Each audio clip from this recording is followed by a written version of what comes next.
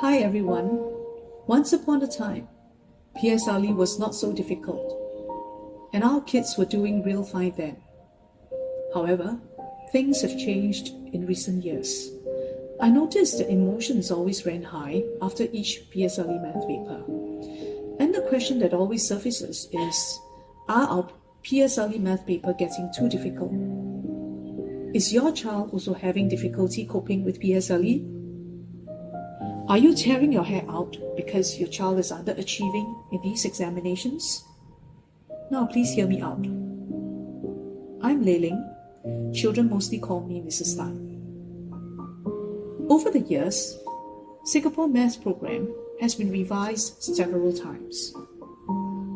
From 1965 to 1979, Singapore bought many of our primary and secondary textbooks from other countries.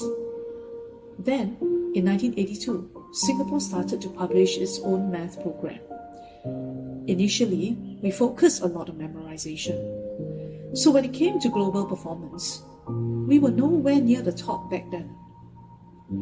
We were aware that we have nothing but human resource. If we want to excel as a nation, we have to make our children excel.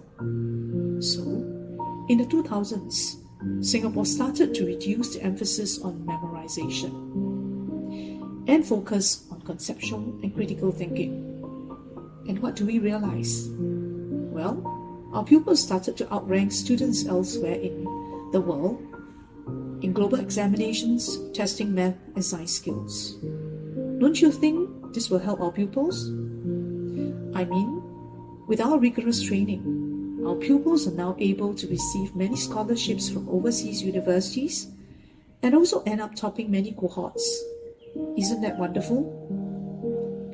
And according to our PSLE expert, Dr. Yap Ha, what is defined as a problem or a problem sum? Well, a problem always entails some degree of novelty.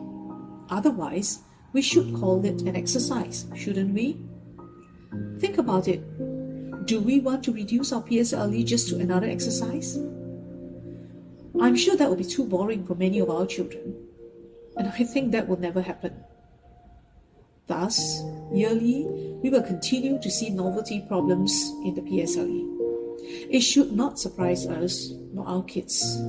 We should teach our kids those skills to embrace a problem and how to go about solving a new problem instead of complaining. Such skills, when well taught, will allow them to be able to handle the real-world problem when they come out to society to work. Now at this point, you're probably wondering, why am I telling you all these? What does this have to do with your child taking PSLE? Well, the answer is everything. What if I told you the traditional way of just doing tons and tons of assessment books and top school exam papers is no longer relevant? Examination was once used as a traditional method to evaluate and motivate students to study. It was deemed that exams could add variety to student learning, identify weaknesses, and help pupils correct them. We could also obtain feedback from exams so that the quality of teaching could be improved. But the sad truth is our exam system has produced a lot of stress and anxiety among pupils and parents. They definitely do not motivate our pupils to study. Yes, we do get a lot of feedback from exams. However, those feedback didn't help to make our kids better. It only got them labeled. So if you were to ask me, what then makes a good exam? Well, I'll tell you. A good exam gives all pupils equal opportunity to demonstrate their learning. It should be consistent, valid, and demanding, but with transparent marking criteria. Above all, exams must be easily accessible. Exams should not be just seen as a sole opportunity to obtain marks. They should be there to allow students to practice answering different types of questions and get feedback on their performance. Pupils should even be allowed to retake the exams after they have learned from their mistakes. In other words, exams must not be seen as an end to itself. It should be the beginning of an exciting journey to learn from our mistakes, relearn what we have missed out, and be given a chance to better our own previous score. Exams are not meant for comparison. We have to condition our pupils for exams, and this, I know, is definitely not taught in school. Let me ask you this question.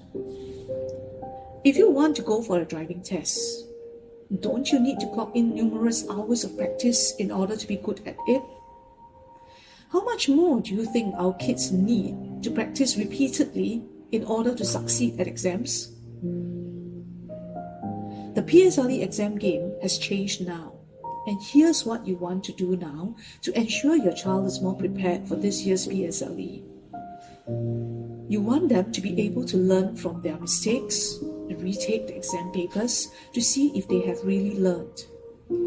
I've developed a new system to train pupils strategies to prepare for exams, and if you like me to help your child with this, do click on the link below.